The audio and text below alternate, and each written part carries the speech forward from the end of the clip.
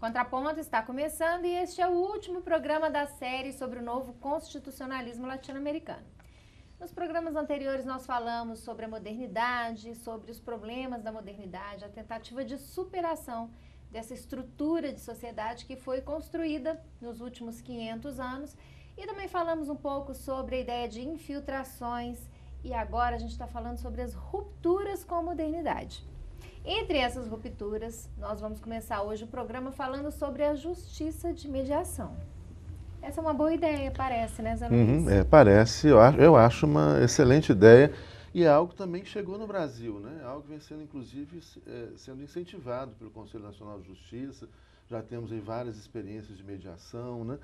E, enfim, o que representa isso como ruptura? Eu acho que é importante a gente resgatar para o telespectador de que essas rupturas que a gente vem enumerando, né, são análises que a gente pode extrair a partir, né, do novo constitucionalismo, especialmente das constituições da Bolívia e do Equador, né, que representam algum tipo de ruptura com aqueles núcleos, aqueles eixos centrais que nós trabalhamos no primeiro programa, que marcam o que nós estamos chamando de modernidade, portanto. Né? Para o telespectador entender, então, Zé Luiz, o que representa a ruptura por meio da justiça de mediação, vamos começar falando sobre o que é a justiça tradicional, né? A justiça prestada pelo Estado sob o modelo de solução de conflitos pela substituição da vontade das partes, que esse é um axioma do nosso sistema jurisdicional. Bom, aí tem uma expressão, né, uma expressão em latim que na verdade é uma equação e que ajuda a gente a entender, né, tanto a democracia majoritária, que nós comentamos no último programa, como a justiça ordinária ocidental. O que seria essa expressão? Essa expressão, o Slavoj Žižek trabalha no livro dele de uma forma muito interessante. Ele traz essa expressão Roma locuta causa finita. E ele até faz uma inversão, como ele sempre faz, né, trazendo algumas ideias sempre muito, muito interessantes, onde ele fala causa locuta Roma finita. Né? O dia que a causa falar, né, o império vai acabar. Mas vamos tomar essa expressão vamos traduzir no seu isso sentido, para o nosso telespectador. no seu sentido original, que seria Roma locuta, né, Roma, o Império Romano, Roma disse, né, Roma falou, se pronunciou, né, acabou a causa, acabou a controvérsia, acabou a polêmica. E a ideia, o que seria essa expressão como uma equação, o que seria levado aí para a lógica tanto da democracia como do Poder Judiciário? É de que, tomando o Poder Judiciário, né, a ideia é de que a pessoa, se tem um direito violado, né, essa pessoa pode acionar o Poder Judiciário, entra com uma petição, a outra parte, né, o réu vai ser citado, vai se apresentar no processo, né, essas duas pessoas, esses dois, né, autor e réu, vão apresentar suas provas, seus argumentos, etc., e o Estado vai se pronunciar em primeira instância. Há um princípio constitucional importante do processo, que é o duplo grau de jurisdição. Essa causa vai ser levada, depois julgada pelo tribunal, e uma vez que agora o Estado se pronuncia sobre esse conflito, acabou a causa. Ou seja, aí você tem uma pronúncia do Estado, o Estado diz a sentença, né, ou acórdão de segunda instância, acabou a controvérsia. Mas isso partindo do pressuposto de que as vontades são contrárias, são vontades divergentes, incompatíveis. Sim, né? então e aí não dá nem para ceder a vontade de um nem a vontade do outro, então aparece alguém que é um terceiro nesse conflito e que vai decidir impor a sua vontade, que é a vontade do Estado. E uma vez o Estado se pronunciando, as partes têm que se conformar. Isso que é um ponto muito interessante e que recentemente também a gente tem visto aumentar a preocupação com relação a isso, porque há algum tempo atrás perguntava, olha, o fulano ganhou a ação, o outro perdeu a ação, mas as partes, né, ficaram satisfeitas com o pronunciamento do Estado, com a sentença, com o acórdão dado pelo Estado? E muitas pessoas diriam, mas não interessa, foi aplicado o direito, foi aplicado a lei ao caso concreto e agora as pessoas, acabou o processo. Mas aí que eu acho que é um ponto importante, né? Ninguém sai satisfeito. Pois é, né? O que se tem percebido, né, e pesquisas recentes têm mostrado, é que a maior parte das pessoas não saem satisfeitas do processo. Então, o que a gente tem efetivamente? Você tem uma solução do processo, então é aquele conflito que é levado diante do Estado por meio do processo, e que depois o Estado se pronuncia, Roma locuta, o Estado disse, acabou a causa, acabou a controvérsia, mas na verdade acabou o processo. Mas não acabou o conflito, porque se as pessoas não estão satisfeitas ou convencidas disso, né, esse conflito permanece latente e pode voltar. Né? O que seria, então, qual que é a grande diferença de falar em uma justiça de mediação ou de uma justiça consensual? Né? Agora, nessa lógica dessa justiça de mediação ou consensual, essas partes vão ser levadas a dialogar e as partes a construir uma solução para o seu conflito. Né? Onde, então, esse mediador ele não vai dizer o direito ao caso concreto.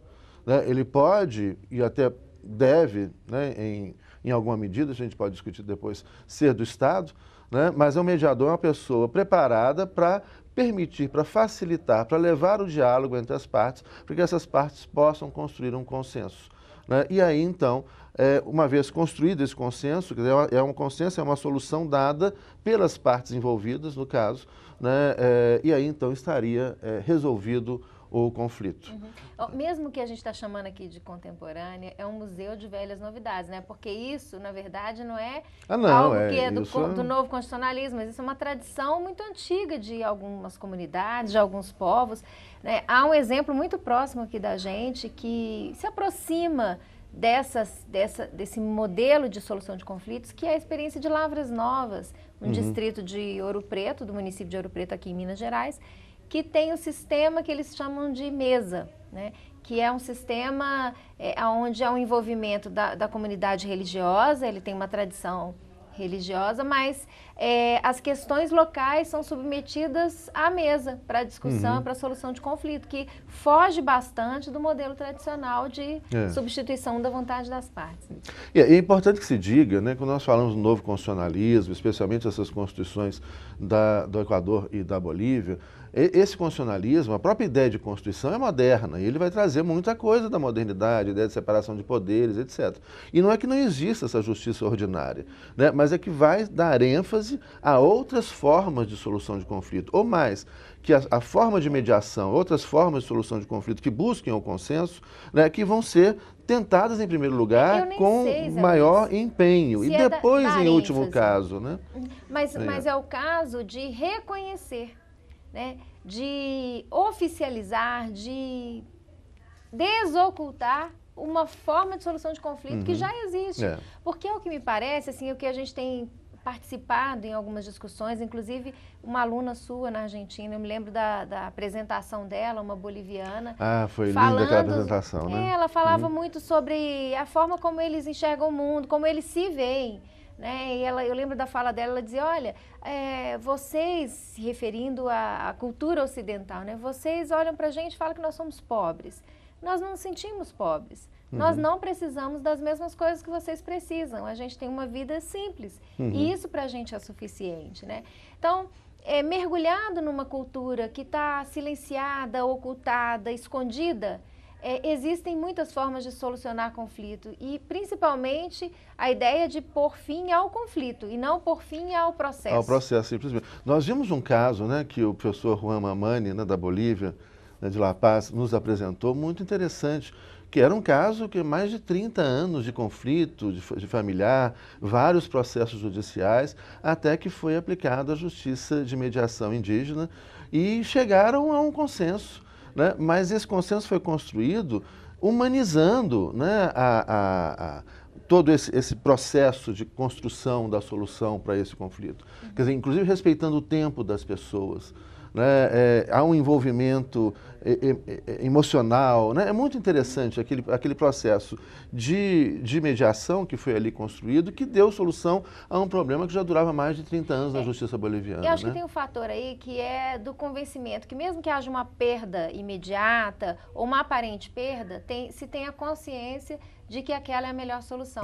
Isso, sabe o que me reportou a uma discussão que teve aqui em 2003, num evento organizado pela Assembleia Legislativa do Estado de Minas Gerais sobre regiões metropolitanas. E, em comparação ao modelo de regiões metropolitanas, veio um representante do consórcio do ABC Paulista. E alguém na plateia, no auditório, perguntou assim, como que vocês fazem quando uma parte minoritária no consórcio não concorda com a decisão? Qual que é a proporção dos votos? Porque, na verdade, a preocupação dele era que você tem municípios muito ricos e outros pobres, e quanto vale o voto do pobre, quanto vale o voto do rico? E aí eu lembro que o representante do ABC, do consórcio, falou que aquilo não era um problema para eles, porque eles nunca tinham tomado nenhuma decisão que não fosse por unanimidade.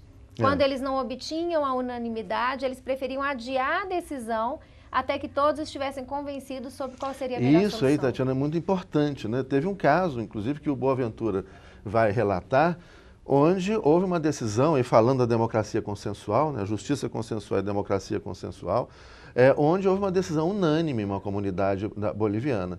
E a primeira coisa que a gente pensa, mas unanimidade, então unanimidade, isso não é democrático. Né? Mas, ao contrário, o Boaventura vai relatar justamente isso, ele vai usar uma expressão muito interessante. Né? O que ele vai perceber ali é um altíssimo grau de densidade democrática, altamente, né, democrático. Por quê? Porque houve um debate, um diálogo, onde as pessoas se apresentaram ao diálogo dispostas a abrir mão de alguma coisa para que todo mundo pudesse ganhar alguma coisa, e daí chegou a uma solução, e que foi uma solução unânime. Né? Então, acho que isso é muito interessante a gente prestar atenção nisso. Agora, lembrando uma coisa que também é importante deixar para reflexão, né, do telespectador. O consenso, ele é possível ser construído, sim, muitas vezes, mas há em determinadas situações onde não é possível o consenso. Né? Então, eu diria, no caso de uma democracia, onde há uma sociedade onde há opressores e oprimidos, não há consenso possível entre opressor e oprimido. Né? Levando isso para a justiça, por exemplo, numa situação de um conflito trabalhista numa sociedade capitalista, onde você tem o explorador, né, o proprietário, o que não trabalha, que explora o trabalho do outro. Olha, entre explorador e explorado, né, também não é consenso possível, e qualquer consenso que se construa com esse nome, na verdade, é uma farsa. Né? Porque, na verdade, é uma forma de manter o status quo. De manter o status quo de opressor e oprimido. Então, entre opressor e oprimido não é possível consenso. A primeira coisa que a gente tem que falar, para a gente falar uma justiça de consenso, numa democracia de consenso, é superar essas sociedades fundadas nessa base, né, de capital-trabalho, opressor, oprimido, e etc. Aí não tem não é possível falar em consenso nessa situação. O desafio desse tipo de justiça, Zé Luiz, de justiça de mediação, remete a gente também a um outro ponto de ruptura que já foi exaustivamente discutido aqui nessa série sobre o novo constitucionalismo latino-americano, que é a dicotomia entre culturalismo versus universalismo. O desafio de construir alguma coisa universal. Isso. Né? Que é a questão de como você construir algo de universal quando a gente está acostumado à imposição de uma forma só de pensamento. Né? E esse é o grande desafio. Na verdade, a gente tem um livro que a gente já até comentou aqui, né, do Immanuel Wallerstein, Universalismo Europeu, esse falso universalismo, que na verdade é a imposição de uma perspectiva de mundo como sendo a grande perspectiva de mundo, e na verdade o que a gente tem, né, é uma enorme pluralidade de perspectivas, de formas de compreender, sentir, né, um pluralismo epistemológico, um pluralismo filosófico, né, toda essa imensa diversidade. E como construir esse universalismo? Esse é um outro ponto fantástico, né, que a gente pode abordá-lo por perspectivas distintas. Uma primeira perspectiva pode ser um diálogo com o Alain Badiou, né, o filósofo e estudioso da psicanálise, né, que ele é naquele livro São Paulo. Então, bom, eu acho que a gente pode pegar essa questão com mais atenção. Então vamos fazer um pequeno intervalo, Zé Luiz? A gente faz um intervalo aqui, o Contraponto volta daqui a pouco, falando sobre mais rupturas com a modernidade por meio desse novo constitucionalismo latino-americano. Daqui a pouquinho a gente está de volta.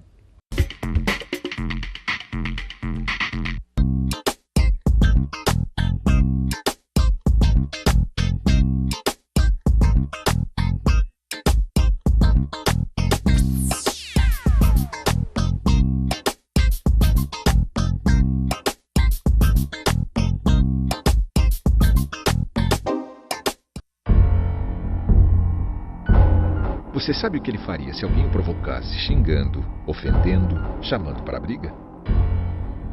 Nada. Minha vida vale mais do que qualquer briga ou discussão. No Brasil, milhares de pessoas são mortas por motivos fúteis. Conte até 10. A raiva passa, a vida fica. Paz. Essa é a atitude. Uma campanha do Conselho Nacional do Ministério Público e ENASP.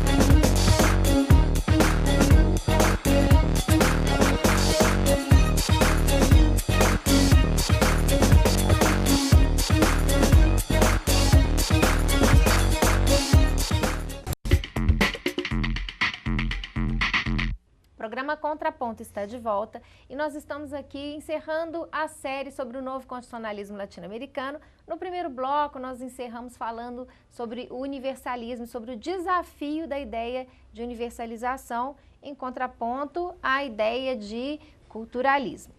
Bom, o professor Zé Luiz falou aqui, lembrou sobre o livro do Immanuel Wallenstein, que nós já comentamos aqui no programa, e que paradoxalmente chama O Universalismo Europeu, porque se é europeu não é universal. Que é justamente uma crítica a esse falso universalismo, né? E eu só queria fazer essa conexão, Zé Luiz, porque você mencionou o Alain Badiou, eu vou pedir para você falar sobre isso, mas é a ideia que o Immanuel Wallenstein traz nesse livro, O Universalismo Europeu, que é o desafio do nosso tempo.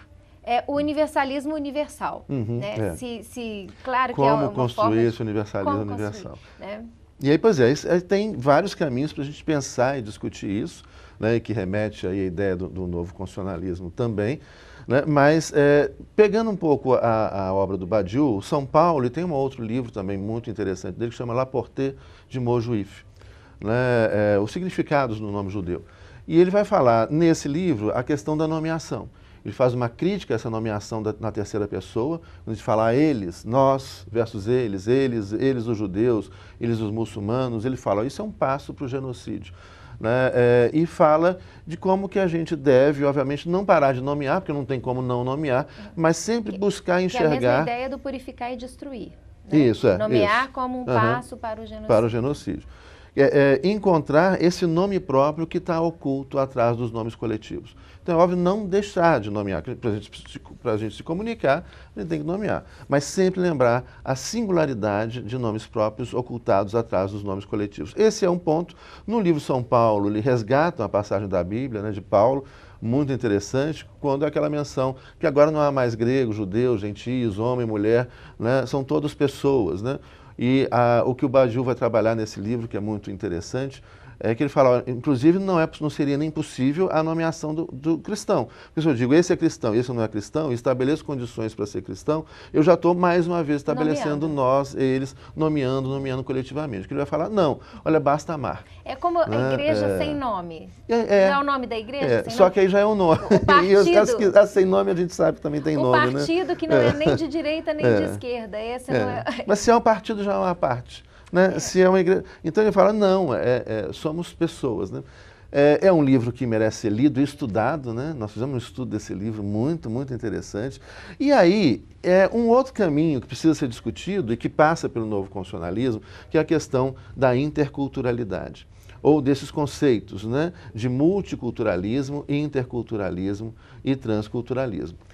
Ou seja, o que seria isso? Né? Fazendo uma comparação com outros conceitos, né, de interdisciplinaridade, multidisciplinaridade e transdisciplinaridade, o que seria isso? Na interdisciplinaridade, nós teríamos várias áreas do conhecimento, né, analisando um mesmo objeto de estudo. Né? Então, você teria aí a visão sobre a vida, por exemplo, né, da biologia, da química, da física, do direito, da sociologia, da psicanálise, etc. A interdisciplinaridade é o desafio de cada uma dessas áreas de conhecimento, né? Esse conhecimento fragmentado, que é bem moderno. Né? Cada uma dessas áreas de conhecimento, com sua própria linguagem, com sua própria perspectiva, enfrentar o desafio de se comunicarem. Né? Essa comunicação entre esse conhecimento é o desafio, e é um grande desafio contemporâneo. E o resultado dessa comunicação entre essas várias perspectivas seria a transdisciplinaridade. Levando isso para a lógica do culturalismo, né, nós teríamos o quê? O multiculturalismo é o reconhecimento de que existem várias perspectivas culturais, várias formas de se sentir, compreender, viver, experimentar, entender a vida, o mundo. Né? Várias espiritualidades, várias epistemologias, né? Várias filosofias, etc. Então, o multiculturalismo já é o reconhecimento. Olha, e é um reconhecimento que partiria da superação de uma outra ideia que nós já discutimos também, que é uma ideia de hegemonia ou de linearidade histórica. Olha, eu posso até reconhecer que existem várias perspectivas culturais para a gente entender, compreender, sentir o mundo, só que numa lógica linear existe uma que é melhor do que a outra. A Isa-Liz, eu até recomendo para o telespectador um trabalho do Nicolesco que chama O Manifesto da Transdisciplinaridade, em que ele faz uma associação a essa ideia da superação do multi, inter, e esse avanço para o que seria um movimento Transdisciplinar. Como um movimento associado à ideia da física quântica, né? Ele estabelece essa conexão com a física quântica, falando sobre realidade complexa, porque esses conceitos realmente eles representam a superação desse logocentrismo, né, desse cientificismo limitado que é moderno, que é a própria transformação da ciência em religião, que o Immanuel Wallenstein também fala no livro dele, O Universalismo Europeu. Né? Então é muito interessante a gente trabalhar com a noção de ruptura. E para ser transcultural é preciso romper com tudo que a gente já sabe sobre cultura. Né? E aí então, voltando a o que seria isso? Quer dizer, o desafio do interculturalismo é justamente a comunicação, primeiro, a superação de qualquer tipo de hegemonia. Isso é um primeiro passo.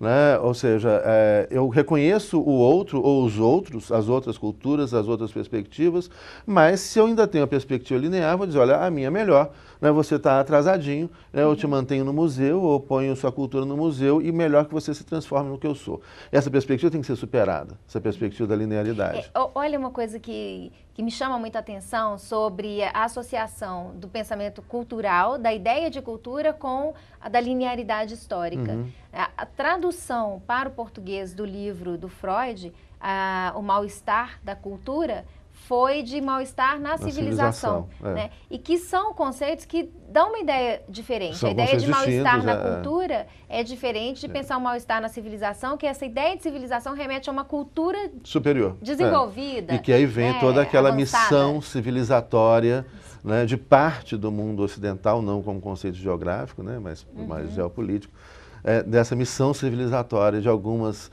estados nacionais, de algumas nações que vão levar cultura e civilização, né, que é horroroso isso, e que está presente, gente, está presente no direito internacional, esse fundamento do direito internacional, está presente naquele absurdo que é o Conselho de Tutela das Nações Unidas, né, previsto na Casa das Nações Unidas, que voltou a funcionar, assustadoramente. Diz que agora em novas bases, né, mas está aí, igual o civilizador, vamos ajudar aquelas nações que não dão conta de se auto-organizarem, tudo, pois é. Nós estamos andando para trás, mas... Não, em alguns aspectos, né? Lógico, por isso que a gente está fazendo aqui o contraponto. E se andar para trás também, a gente vai acabar falando de novo em linearidade, então não é o caso. É romper justamente com essa lógica. Né? E aí, então, o que seria? Se a gente fala... Né, esse interculturalismo seria o que? Já o diálogo entre essas várias perspectivas de mundo. E esse tem um desafio fantástico, né? Que é o desafio, qual a linguagem? Né? Como comunicar essas várias perspectivas distintas de compreensão de mundo? Né? Então a gente começa a falar qual língua, né? Qual idioma? Como construir uma linguagem comum? Né? Isso é muito interessante porque... o que você tem, muitas ideias, né, que você tem em um idioma, palavras que você tem em um idioma, não existe correspondente no outro idioma. Né? Perspectivas, quando desaparece o idioma, desaparece toda uma perspectiva de mundo. Né? Então, é como construir essa linguagem que permita essa comunicação intercultural. Isso é um desafio fabuloso. E a resultante desse diálogo, né, que tem que se tornar possível, e que gradualmente vai sendo construído, né, seria justamente o transculturalismo. Nesse transculturalismo é que nós poderíamos nos encontrar, então, com o universalismo universal. Essa resultante desse diálogo, que é uma resultante absolutamente inesperada e fantástica. Para a gente ter uma abertura para o universalismo universal, a gente tem que ter uma abertura para o que vem do outro. E a ideia é de que eu posso aprender com o outro, né? Que dentro da perspectiva civilizatória, da ideia de graus diferenciados de cultura, quem se sente num grau mais avançado de cultura acha que não tem nada para aprender com outras culturas. Com o que ele acha que é menos, né? Que a experiência na área de saúde, por exemplo, diz o contrário, né? Que é um outro ponto de ruptura. Que é um outro ponto, políticas públicas na área de saúde, o reconhecimento de modos diferenciados de saúde. Você tem algum caso para contar para a gente sobre uma experiência indígena? O caso da medicina Kalawaya, né, que é muito interessante. Esperando que você contasse. Pois esse é um caso que a gente até estudou na pós-graduação, né, passado, que ocorre na Bolívia, onde das várias comunidades que estão presentes na Constituição, né, das várias comunidades étnicas que compõem esse Estado plurinacional boliviano, você teve o caso de uma comunidade específica, né, que tem a sua medicina reconhecida. Né? Olha que interessante, tem a sua medicina reconhecida pela Unesco. Olha, você vai pensar primeiro, tinha que ser pela Organização Mundial de Saúde. Não é uma casa de medicina. Ah, mas é uma medicina tradicional. A gente reconhece, olha, essa medicina aqui, né, ela é muito interessante, é uma medicina tradicional, a Unesco reconhece. Aqui a gente já tem um primeiro problema muito interessante, né, que fala, olha, então quer dizer que depende do reconhecimento, depende do olhar, tem um valor cultural e depende do olhar do outro. Né? Ou seja, a Unesco quer dizer então que as outras medicinas tradicionais das outras culturas, então não existem, né? Só existe aquela que foi reconhecida, não tem valor cultural. Né? Então, acho que essa é a primeira coisa que é muito interessante a gente pensar nesses organismos internacionais, né? que para que essas medicinas existam, e não só isso, para que os grupos étnicos, as pessoas existam, né? Eu não dependo, eu não posso precisar do reconhecimento do outro. Ou seja, eu não preciso do seu olhar para existir. Não precisa você diga, você existe, vem aqui, medicina Kalauaia, né? Agora você tem valor cultural, eu te protejo, e não protejo os outros, não vejo os outros. Né? Então a gente tem que repensar também essa estrutura, né, internacional, que vai dizer, olha, eu reconheço você, não reconheço você. Não. Né? Eu existo independentemente de você diga te reconheço ou não, e mereço respeito e proteção independentemente do seu olhar ou não. Né? Isso é algo que a gente precisa discutir. Uhum. Mas nós estamos no âmbito, e aí é muito interessante, de um pluralismo de perspectivas de saúde, de um pluralismo de perspectivas de educação. É que, na verdade, tradicionalmente, o que essa saúde faz, a saúde oficial, né, é se apropriar desse saber das comunidades tradicionais e transformar isso em medicamento, em uma medicina alopática e depois vender isso pra gente. Né? A gente sabe que a biopirataria, e no Brasil especialmente, esse é um problema gravíssimo na região norte do país, com a riqueza e a diversidade biológica que tem ali na região amazônica e como isso, o olhar do mundo está ali naquela região. Né? E como a indústria farmacêutica, ela furta, né, veja, não só ao levar e patentear uma planta com fim medicinal, ela já também leva todo o conhecimento tradicional sobre aquela planta. Quer dizer, a pesquisa já está pronta. Mas quando a gente fala de uma planta medicinal, um conhecimento tradicional, a gente fala, não, isso aí não é medicina, né? Se isso aqui vira um remédio, né, e é vendido na caixinha pela indústria tal, laboratório tal, não sei de onde, fala, nossa, isso aqui sim. Né? Então você tem todo um mito também que envolve essa ideia de uma ciência que vira quase como que uma religião e encobre outras formas de conhecimento. E acho que tem uma crítica em relação a essas medicinas tradicionais, que é a mistura da cura com um certo misticismo. Mas essa crença na ciência não é uma forma de misticismo também? Sim, a substituição, a modernidade não substituiu a crença na vontade divina, na crença no conhecimento científico? E aí isso nos remete à física e à física quântica, né? E esse conhecimento holístico, né? E não aquela coisa que a medicina positivista fez, né? Você vê o ser humano compartimentalizado, eu cuido dessa parte do corpo, daquela parte do corpo, né, que parte de uma ideia de um indivíduo fragmentado, né, e mesmo dessa lógica desse indivíduo, que é superada também, o que deve ser superada nessa perspectiva do novo constitucionalismo, né, desse indivíduo separado da natureza. Nós, indivíduos, não somos natureza e nós, indivíduos, fomos todos fragmentados e somos tratados de forma fragmentada. O que é que essa outra perspectiva, né, de medicina não vai ter, mas de uma pessoa, dessa pessoa que é integrada, né, que é natureza também, né, de um corpo que é integrado, que dentro dessa perspectiva, uma perspectiva holística, de um conhecimento holístico mais geral. Enfim. Bom, essa série do Contraponto, que é uma série dedicada ao novo constitucionalismo latino-americano, foi uma tentativa de provocar você, nosso telespectador, a pensar sobre aquilo que vem sendo discutido já nos fóruns acadêmicos, políticos, sociais, e que podem representar para a gente a construção de um mundo diferente, de um mundo melhor. Bom, fique aí com a programação da TV Comunitária e a gente, em outra ocasião, volta a discutir esses temas tão instigantes do novo constitucionalismo latino-americano. Até a próxima.